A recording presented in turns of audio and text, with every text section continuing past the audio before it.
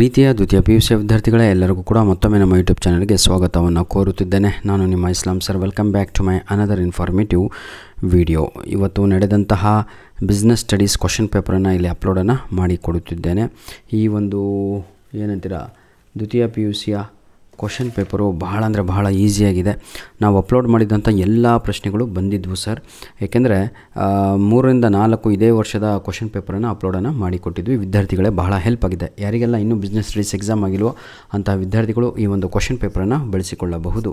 Dash ಎಂದರೆ ಕೆಲಸವನ್ನು ಸರಿಯಾಗಿ ಮತ್ತು ಕನಿಷ್ಠ ವೆಚ್ಚದೊಂದಿಗೆ ನಿರ್ವಹಿಸುವುದಾಗಿದೆ. ಕ್ವಶನ್ ನಂಬರ್ 1ಕ್ಕೆ ಸರಿಯಾದ ಉತ್ತರ ಬಂದು ದಕ್ಷತೆ. Dash refers to doing the task correctly with minimum cost. Right answer is efficiency. Question number 2. Henri Fayol dash ಆಗಿದ್ದರು ಅಂತ ಇದೆ. ಮೈನಿಂಗ್ ಇಂಜಿನಿಯರ್ ಆಗಿದ್ದರು. Henri Fayol was a dash mining engineer. Question number 3. June 2024 ಮತ್ತು June 2025 ಮಧ್ಯದಲ್ಲಿ ಒಂದು ವರದಿಯು ಭಾರತದ ರಫ್ತು ಶೇಕಡ 2.47 ರಫ್ತು ಏರಿಕೆಯಾಗಿದೆ, ಆದರೆ ಆಮದು ರಫ್ತು 5.0 ಏರಿಕೆಯಾಗಿದೆ ಎಂದು ತಿಳಿಸಿದೆ. ಇಲ್ಲಿ ಸಂಬಂಧಪಟ್ಟ ವ್ಯವಹಾರ ಪರಿಸರ ಆಯಾಮವನ್ನು ತಿಳಿಸಿ ಅಂತ ಇದೆ. ಆಯಿತಾ, ಇದಕ್ಕೆ ಸರಿಯಾದ ಉತ್ತರ social dimension is the right answer ಅಂತ ವಿದ್ಯಾರ್ಥಿಗಳು ಹೇಳುತ್ತಿದ್ದಾರೆ. ಆದರೆ ಸರಿಯಾದ ಉತ್ತರ ಬಂದು ನಮಗೆ ಗೊತ್ತಿರುವ ಹಾಗೆ ಎಕನಾಮಿಕ್ ಡೈಮೆನ್ಷನ್ ಅಂತ ನಾನು ಅಂದುಕೊಂಡಿದ್ದೇನೆ. ದಯವಿಟ್ಟು ಕಮೆಂಟ್ ಮುಖಾಂತರ ಆಪ್ಷನ್ ಏನೋ ಡಿನೋ ಸರಿಯಾದ ಉತ್ತರ ಯಾವುದು ಅಂತ ನನಗೆ ಕಮೆಂಟ್ ಮುಖಾಂತರ ತಿಳಿಸಿ. Question number 4. ಉದ್ದೇಶಗಳನ್ನು ಸ್ಥಾಪಿಸಲಾಗುವ ನಿರ್ವಹಣಾಂಗ ಕಾರ್ಯವನ್ನು ತಿಳಿಸಿ ಅಂತ ಇದೆ. 4ನೆಯ ಪ್ರಶ್ನೆಗೆ ಸರಿಯಾದ ಉತ್ತರ ಬಂದು ಆಪ್ಷನ್ ಬಿ ಆಗಿರುತ್ತೆ. Planning 100%, that is the right answer. Name the function of ಅದನ್ನು ಯೋಜಿಸುವಿಕೆ ಅಂತ ಕರೆಯುತ್ತೇವೆ. ಆಯ್ತಾ ವಿದ್ಯಾರ್ಥಿಗಳೇ, ಈಗ 5ನೆಯ ಪ್ರಶ್ನೆ ಸಾಗರನಿಗೆ was given a task with the supervisor superior to prepare a plan in 1 week. He asked 2 of his subordinates to work on 2 aspects of his task. One of these subordinate was sick and could not complete his work. Who is the accountable for his task ಅಂತ ಇದೆ.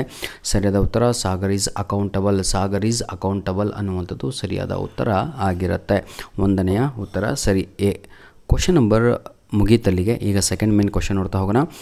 ಸಮನ್ವಯತೆಯು dash ಅನ್ನು ಖಾತರಿಪಡಿಸುತ್ತದೆ ಅಂತ ಇದೆ. ಇದಕ್ಕೆ ಸರಿಯಾದ ಉತ್ತರ unity and action ಅನ್ನುವಂಥದ್ದೇ ಸರಿಯಾದ ಉತ್ತರ ಆಗಿರುತ್ತೆ. ಯೂನಿಟಿ ಹಾಗೂ ಆ್ಯಕ್ಷನ್ ಅಂತ ಇದನ್ನು ಏನಂತೀರ ತಗೊಳ್ಳು. ಯೂನಿಟಿ ಆ್ಯಂಡ್ ಆ್ಯಕ್ಷನಿಗೆ ಕ್ರಿಯೆಯ ಏಕತೆ ಅಂತ. Coordinate ensures unity of action. Dash ರವರನ್ನು ವೈಜ್ಞಾನಿಕ ನಿರ್ವಹಣೆಯು ಪಿತಾಮಹ ಎಂದು ಕರೆಯುವರು. 7ನೆಯ ಪ್ರಶ್ನೆಗೆ ಸರಿಯಾದ ಉತ್ತರ FW Taylor is known as a father of scientific management.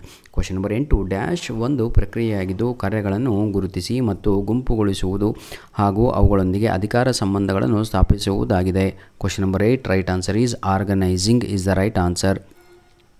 Dash is ಯಾವುದು ಉದ್ಯೋಗಿ ಅಭ್ಯರ್ಥಿಗಳು ಸೂಕ್ತ ಅಭ್ಯರ್ಥಿಯನ್ನು ಆಯ್ದುಕೊಳ್ಳುವ ಪ್ರಕ್ರಿಯೆಯನ್ನು ಡ್ಯಾಶ್ ಎನ್ನುವರು ಅಂತ ಇದೆ. ಇದಕ್ಕೆ ನಾವು ಸೆಲೆಕ್ಷನ್ ಅಂತ ಕರಿತೀವಿ.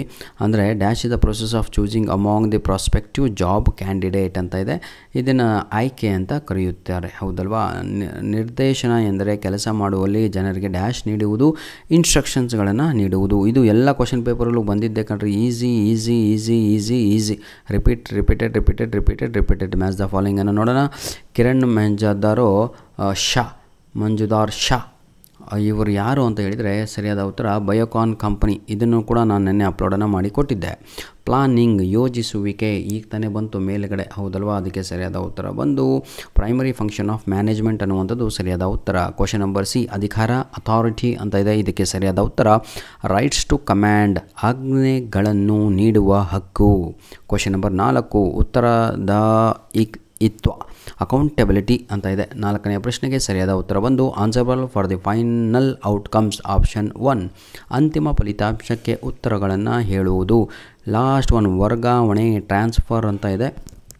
ಇದಕ್ಕೆ ಆನ್ಸರು ಸೇಮ್ ಅವರೇ ಕೊಟ್ಟಿದ್ದಾರಲ್ವ, ಅದೇ ಆನ್ಸರು. 5ಕ್ಕೆ 5 answer sir. ಆಂತರಿಕ ಮೂಲ ಇಂಟರ್ನಲ್ ಸೋರ್ಸಸ್ ಅಂತ.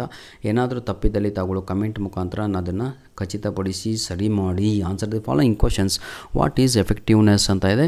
ಅಂದರೆ it refers to completing the given task or achieving the goal on time. ಇದನ್ನು ನಾವು ಎಫೆಕ್ಟಿವ್ನೆಸ್ ಅಂತ ಕರಿತೀವಿ. When is gang plank used, ಯಾವ ಸಮಯದಲ್ಲಿ ಯೂಸ್ ಮಾಡುತ್ತಾರೆ ಅಂತ ಕೇಳಿದರೆ ಇದನ್ನು ನಾವು when there is a need of quick communication between the two employee at the same level of authority, that is called gang plank. ಆಯಿತಾ, ಆ ಸಮಯದಲ್ಲಿ ಯೂಸ್ ಮಾಡ್ತೀವಿ. State any one type of organisation structure ಅಂತ ಇದೆ. ಯಾವುದಾದ್ರೂ ಒಂದು organisation ಸ್ಟ್ರಕ್ಚರನ್ನು ತಿಳಿಸಿ ಇಲ್ಲಿ ಅಂತ. ಭಾಳ ಈಸಿಯಾಗಿರುವಂಥದ್ದು. ಫಂಕ್ಷನಲ್ ಸ್ಟ್ರಕ್ಚರ್ ಆದರೂ ಬರೀರಿ ಅಥವಾ ಡಿವಿಷನಲ್ ಸ್ಟ್ರಕ್ಚರ್ ಆದರೂ ತಾವುಗಳು ಬರೆಯಬಹುದು. ಕ್ವಶನ್ ನಂಬರ್ 15 ನೋಡೋಣ ವಿದ್ಯಾರ್ಥಿಗಳೇ. State any one type of selection test ಅಂತ ಇದೆ. ಇಂಟೆಲಿಜೆಂಟ್ ಟೆಸ್ಟ್ ಅಂತ ಬರೀರಿ ಸಾಕು, ಮತ್ತೇನು ಬೇಡ. Question number 16 state any one element of directing ಅಂತ ಇದೆ. ಮೋಟಿವೇಶನ್ ಬರೀರಿ ಅಥವಾ ಕಮ್ಯುನಿಕೇಷನ್ ಬರೀರಿ ಅಥವಾ ಸೂಪರ್ವಿಷನ್ ಕೂಡ ಬರಿಬೋದು. ಧನ್ಯವಾದಗಳು. ನಿಮ್ಮ ಪ್ರೀತಿ ವಿಶ್ವಾಸ ಸದಾ ನಮ್ಮ ಜೊತೆ ಹೀಗಿರಲಿ.